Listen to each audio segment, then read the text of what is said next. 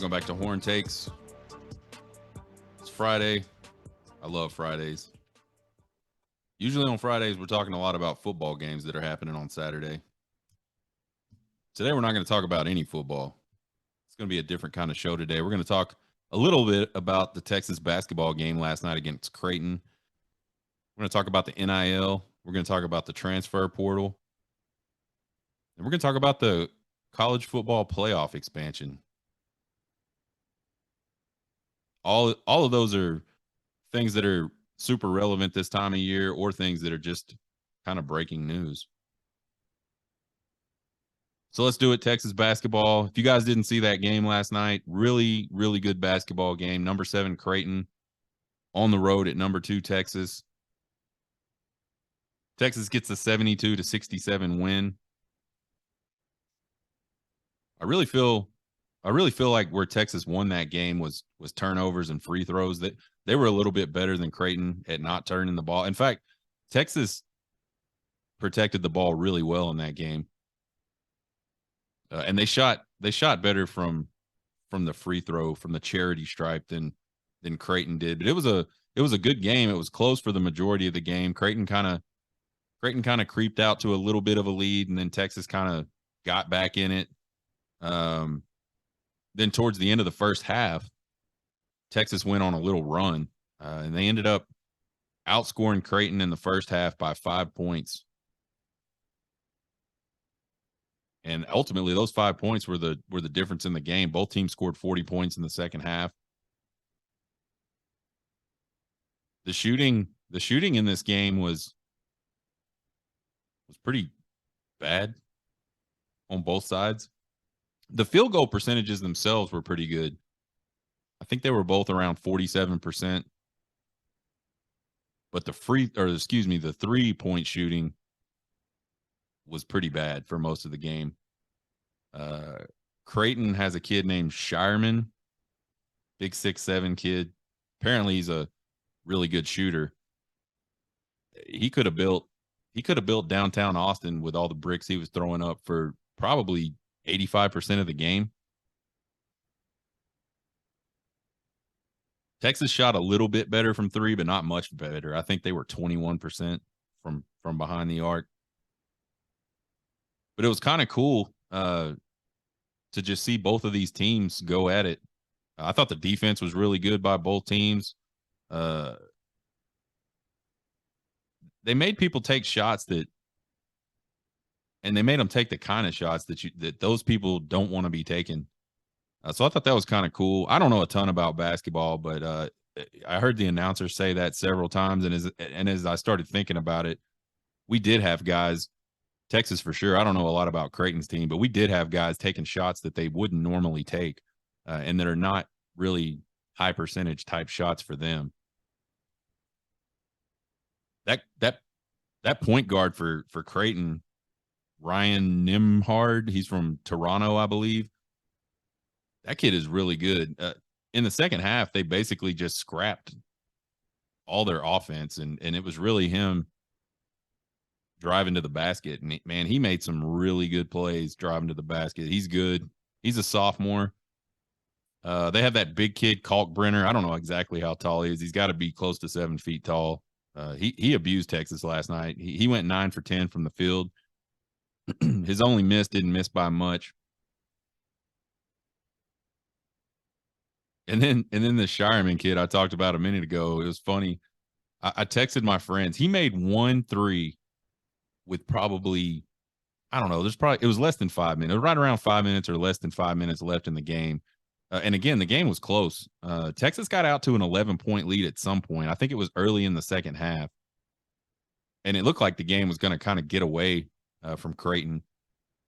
And then Texas went on this real long dry spell where they couldn't get any baskets.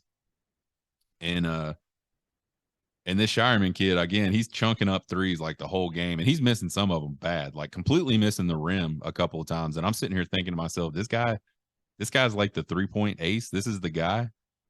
And then he finally makes one late in the game, and I texted my friends. I said, watch, man, this guy that hasn't made a shot all game is just going to start making threes from everywhere. And he did. He hit I think he hit 2 more threes.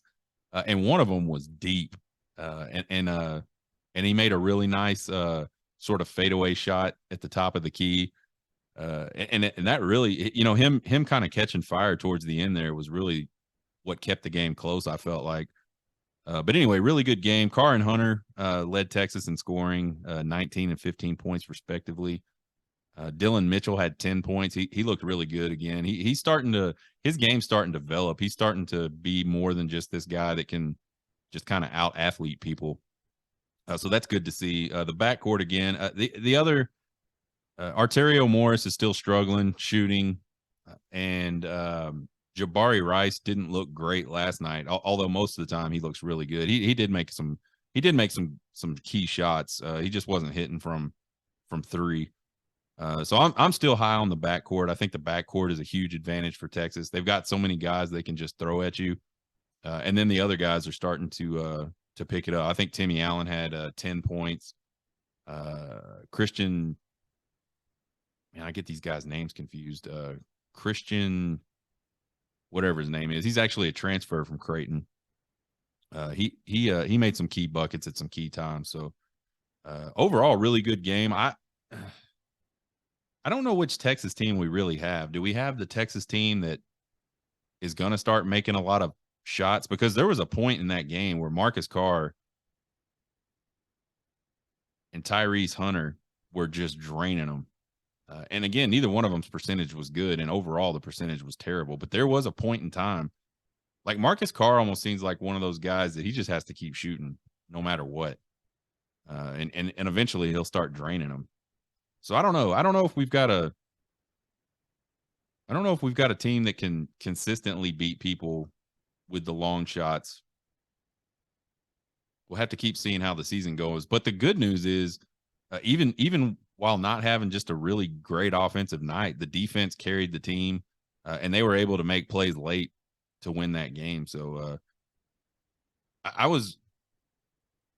think now I'm always cautiously optimistic when Texas does anything good early in any season, just because I've seen them, play well and then kind of peter off, not do as well.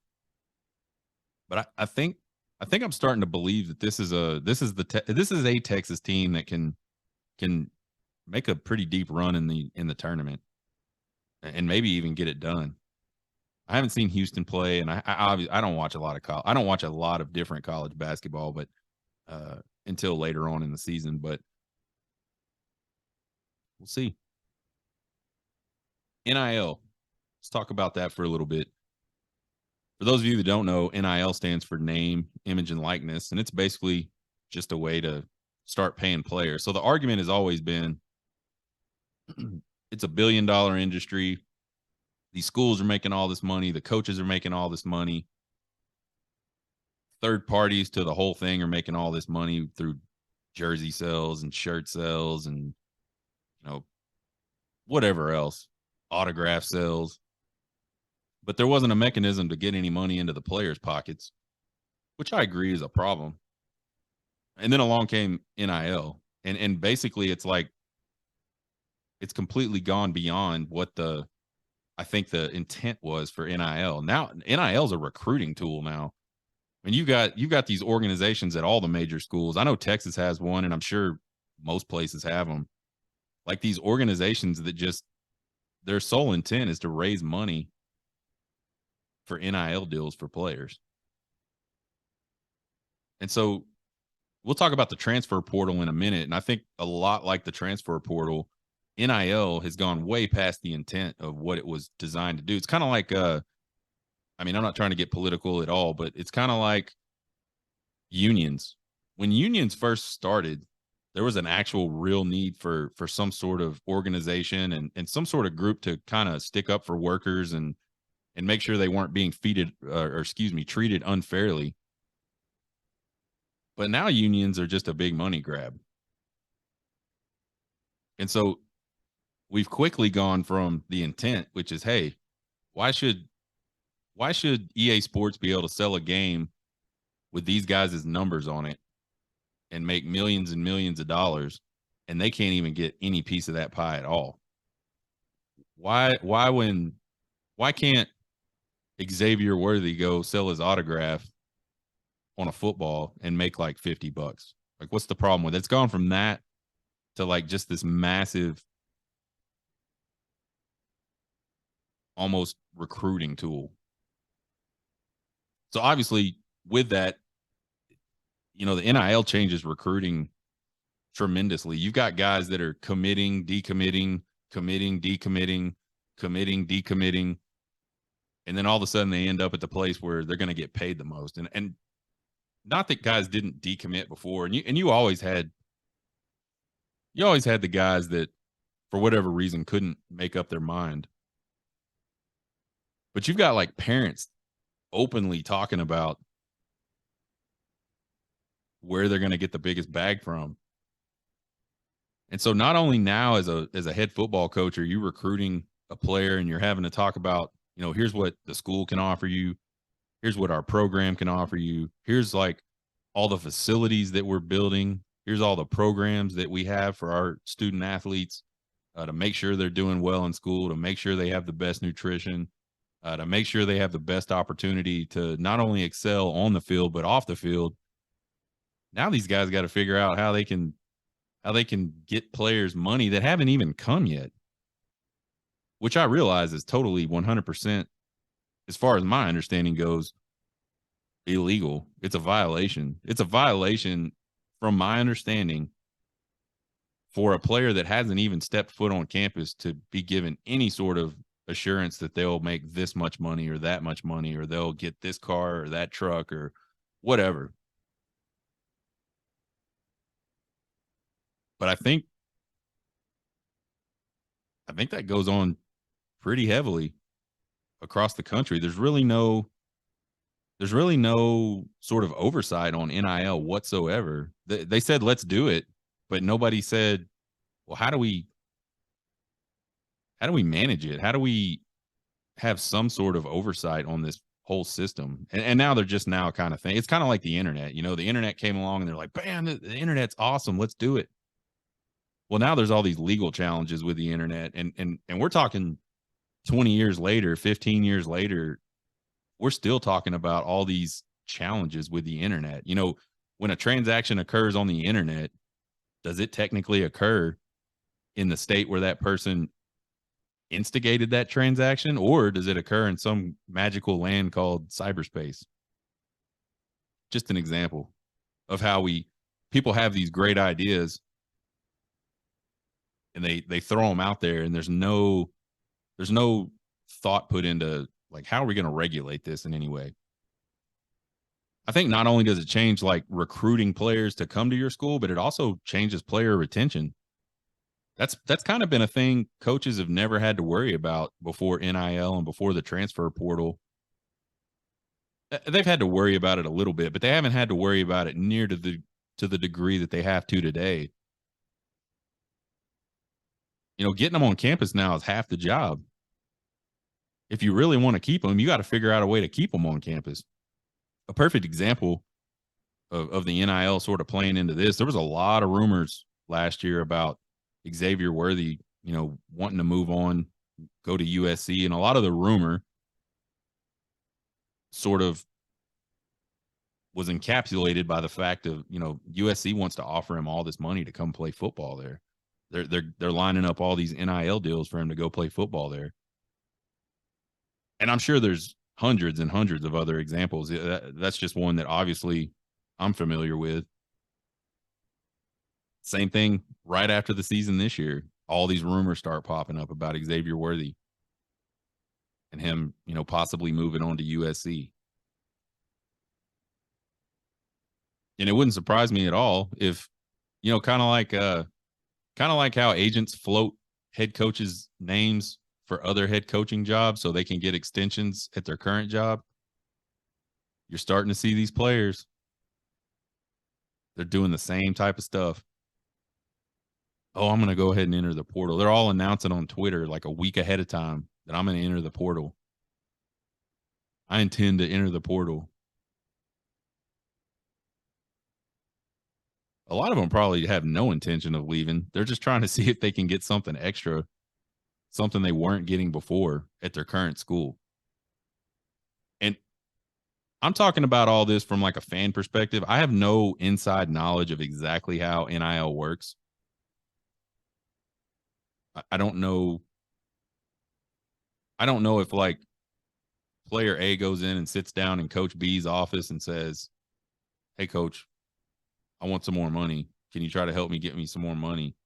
I don't know anything about that. So if anybody out there has any kind of, maybe you've got kids that are in the sports in college, maybe you've got a nephew, or maybe yourself, you've played and been a part of NIL and transfer portal. Any kind of insight you could give us into that, I think would be great.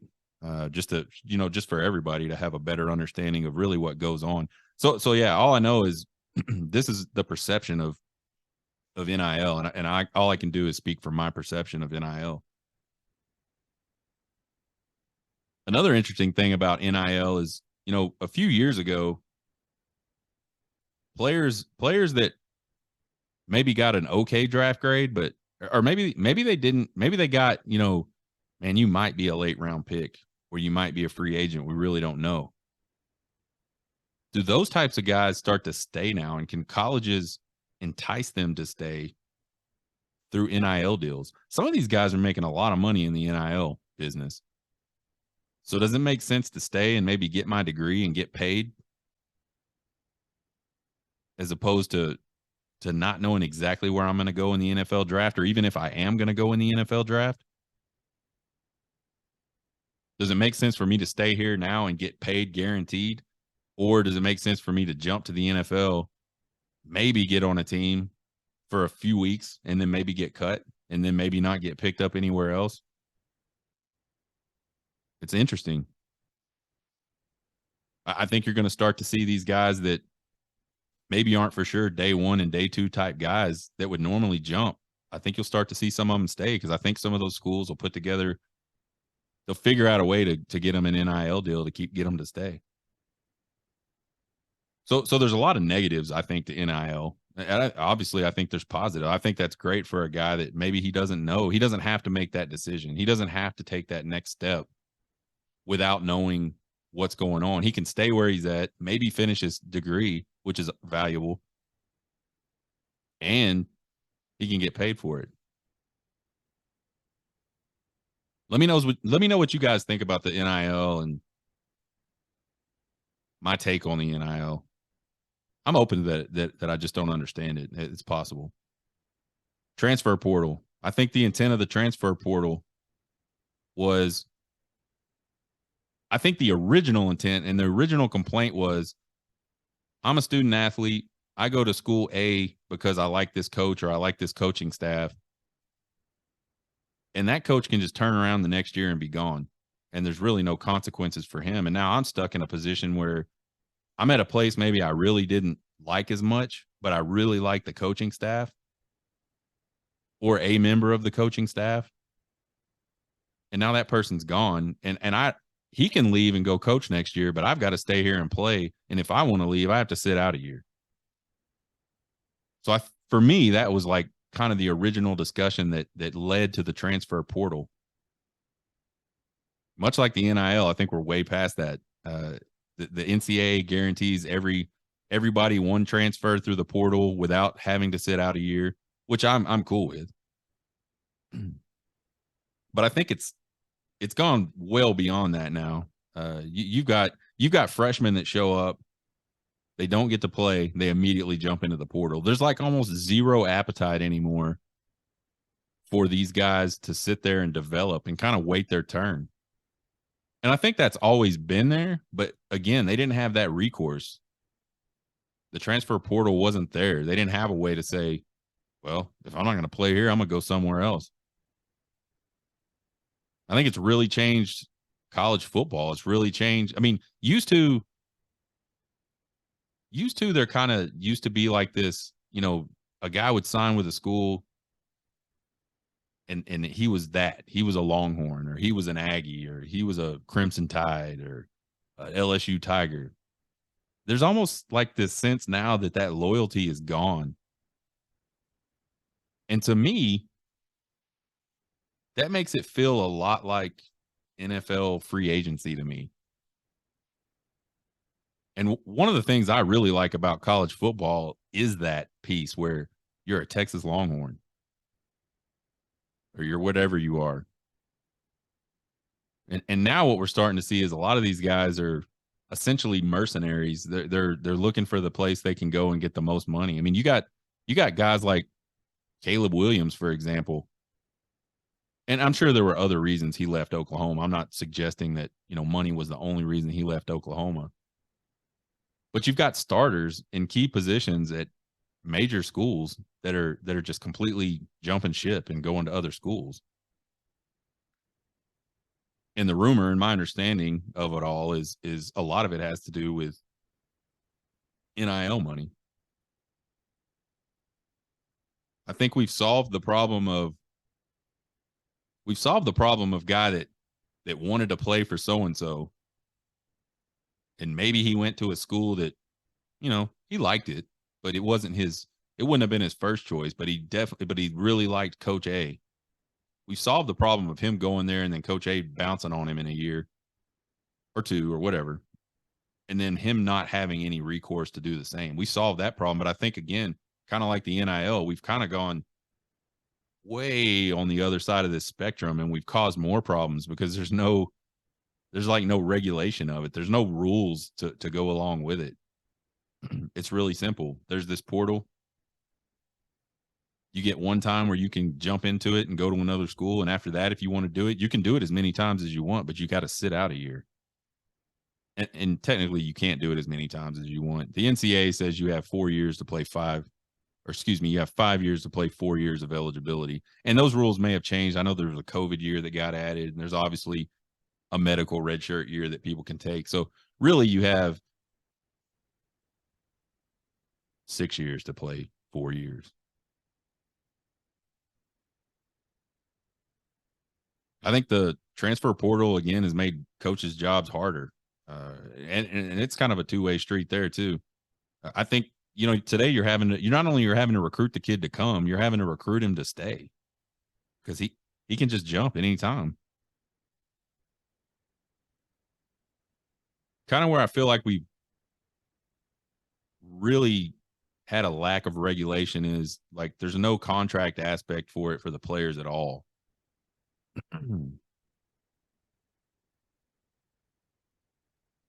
They sign a letter of intent that says I'm going to go to school to play here, and there's like no consequence to breaking that contract.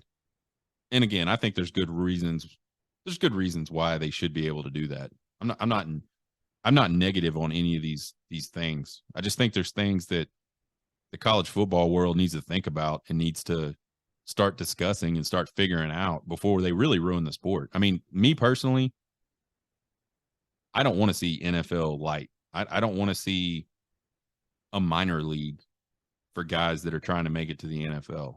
To me, it's not just the football for me that makes college football exciting.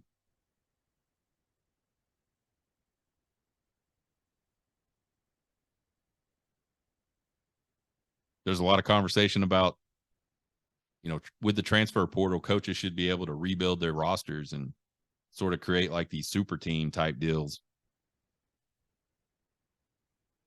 And it should lead to quicker rebuilds or even just turning over the roster, like, more and more like the NFL. An NFL team says, oh man, we really need help on the offensive line. They can go out in free agency and the draft and get players. And, in a year, you can literally make a crappy offensive line one of the best offensive lines in the country or in the NFL. So there's all this talk about that. And I think to an extent that's true. I mean, you look at USC, what Lincoln Riley's done with some transfer portal guys. And the two big ones are obviously Caleb Williams and Jordan Addison. Everybody's slapping Lincoln Riley on the back about, what a great year he's having. If he didn't have Caleb Williams, he is not having a great year. I don't care what you say. Caleb Williams is the catalyst for that team. Eddie got him through the portal, right?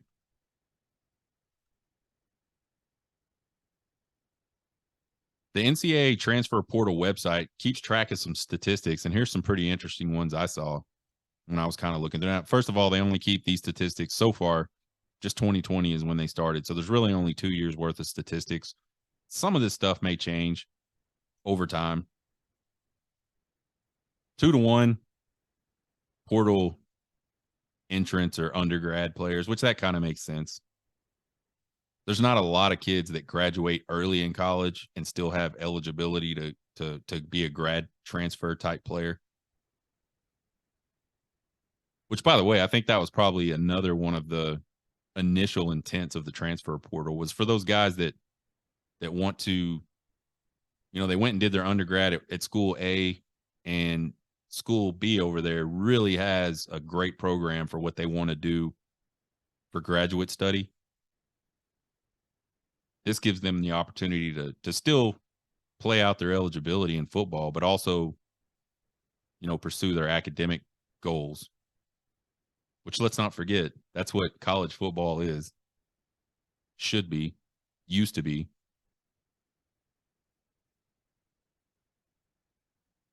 One of the questions I've always had about the transfer portal was, does it work for everybody? Are these guys, when they enter, are they going to school somewhere else? Here's some interesting statistics on that. Over the course of 2020 and 2021, 41% of those, and this is just football. You can go break it down by all the other sports.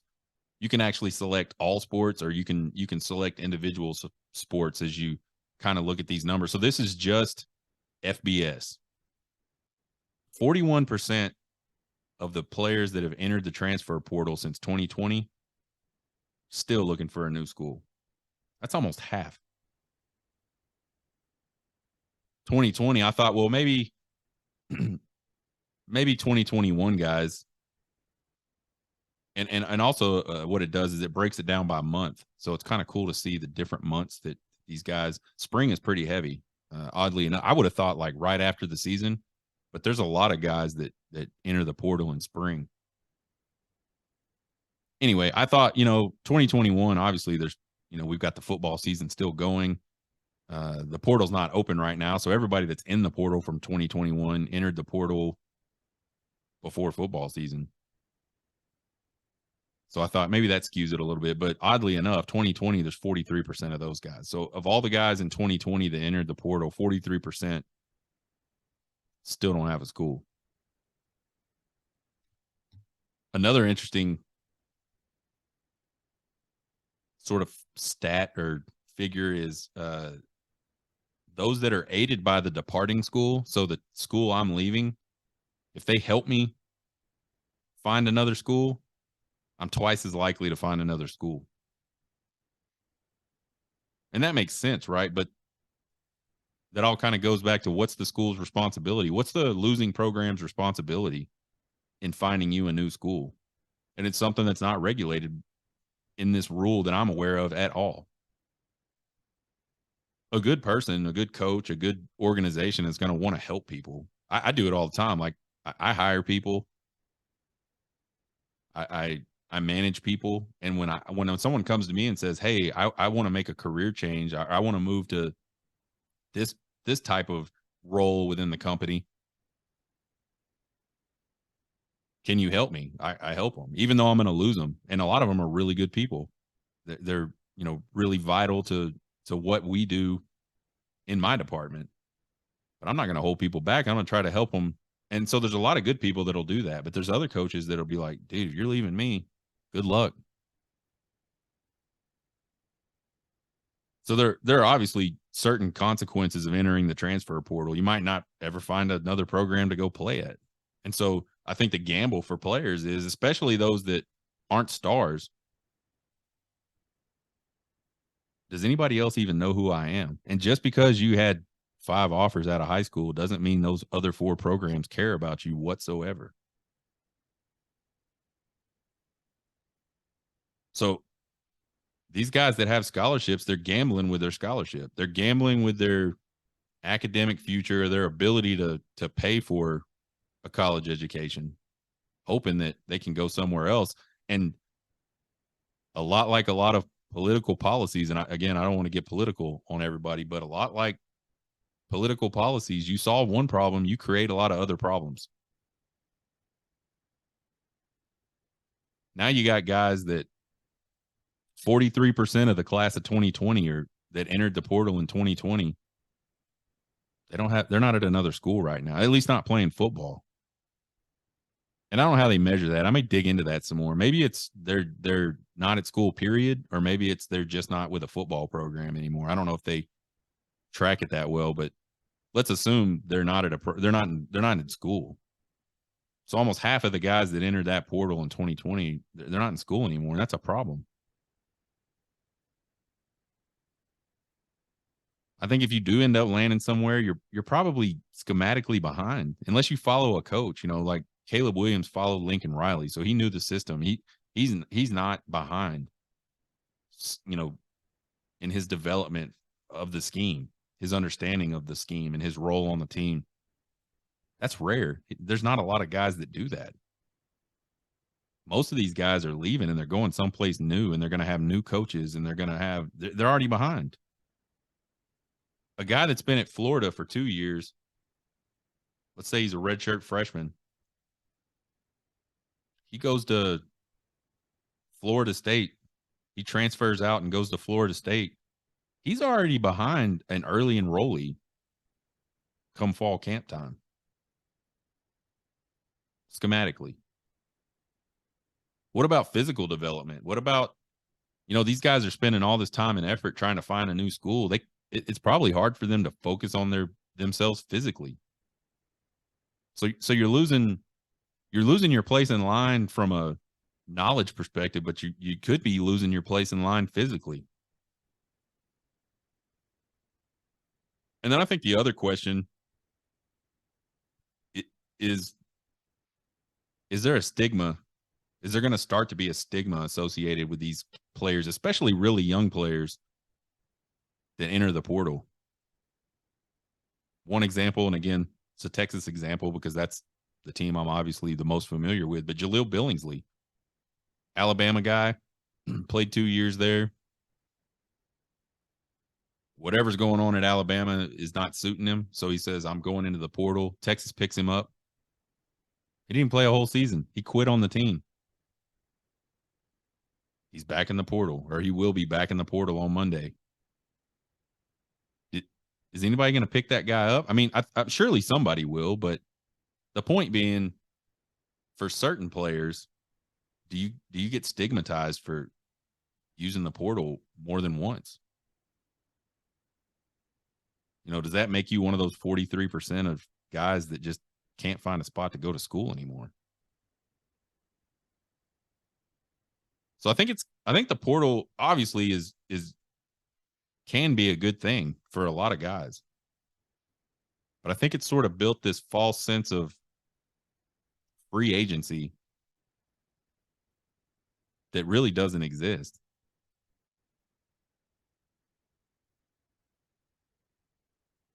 Big news yesterday or the day before, sometime this week. College football playoff expansion is going to move to 12 teams in 2024.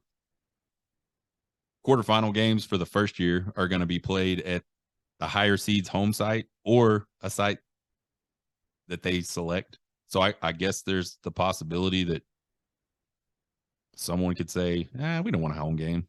We want to make it easier on the visiting team. So let's travel and do a neutral site thing. I don't know about that. I think you're going to see every single quarterfinal game be at the higher seeds home field, unless there's a construction problem or the like. Then in 2025, they're going to move to the major bowls. And there's a list of the bowls. I don't have them written down in front of me. But like the big New Year's Six type bowls, they'll have the quarterfinals. And then someone asked pretty directly about 2026, and I think they're keeping their option open, and they're going to see which one they feel like is better. So I think it's cool that they're expanding to 12. 4 was great because we didn't have anything before, but I think 12 is better. I think it makes it more equitable. I think what you were seeing with 4 teams is it was the same 4 teams basically every single time. And when the same 4 teams go to the playoffs every single year, it's easier for those same 4 teams to recruit the best players in the country. what Florida and Alabama have done from a recruiting perspective the last few years during this whole college football playoff is insane. I don't have the exact statistics, but it is a huge number of 5 stars, a huge percentage of 5-star players over the last few years have been split up between those two teams. An unusually high percentage. Now you're going to have more teams in it. You're going to have more teams getting exposed to it. Even that playing field a little bit recruiting wise, money wise, which leads to facilities, NIL. I think it's good for the support, or excuse me, it's good for the sport. But there's just like anything good, there's problems with it, right? Instead of arguing about who's 5th and 6th, now we're going to be arguing about who's 12th, 13th. You know, those teams are all going to have something to say about where they're ranked. I think the big question for the 12-team college football playoff is, and there's a couple of really good examples to kind of illustrate this question or this example is, what do you do with the teams that lose their conference championship games? So you got K-State and Utah right now. They're both 9-3. They're sitting at 10th and 11th in the country. So if the 12-team playoff went down now, they'd probably be in the 12-team playoff. And I'll throw a caveat out there. I've heard, I don't know exactly how they're going to handle it. I've heard there's like 6, you're in because you're a Power 5 conference champion, and then the rest of them are kind of at large bids. My assumption would be, though, that generally speaking, obviously those 6 schools are in the top 12, and I think the other 6 schools will kind of fall in line with who's in the top 12. There may be some discrepancy, but I think generally speaking, you'll see the top 12 teams in the final college playoff poll be the 12 teams in the 12-team playoff. So let's just make that assumption. Let's, as we discuss this. So K-State, Utah, they're currently 10th and 11th. They go lose. They're both 9-3. What if they go lose their conference championship games? Let's say we're playing it off this year. It's 12-team playoff for the first time. They go to 9-4. You got Florida State, LSU, Oregon State, Oregon, and UCLA sitting at 13th through 17th, and they're all 9-3 teams. Does the fact that K-State and Utah lost the last game of their season, does that bump them down below those teams? Does the committee look at that and say it's irrelevant? We're not even going to look at the conference championship games except for seeding anymore? In other words, once the final regular season game is done, is that college football playoff ranking, is that the ranking that they use to say these are the 12 teams regardless? Or does the college football playoff committee have a huge problem on their hands because there's 5 teams that are now 9-3, and you got 2 spots to put those 5 teams because K-State and Utah are both 9-4 now and lost their last game of the season? I think it's going to be really cool to see how a lot of that stuff pans out.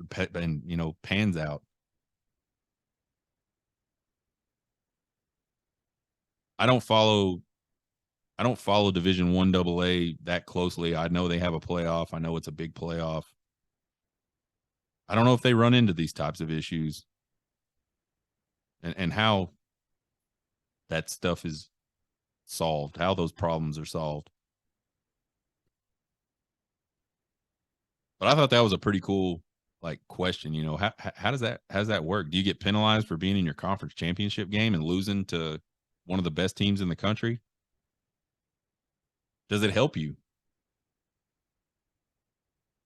Or does the committee just completely eliminate that even being a factor by changing the timing of the final college football playoff rankings? I don't know. What do you guys think?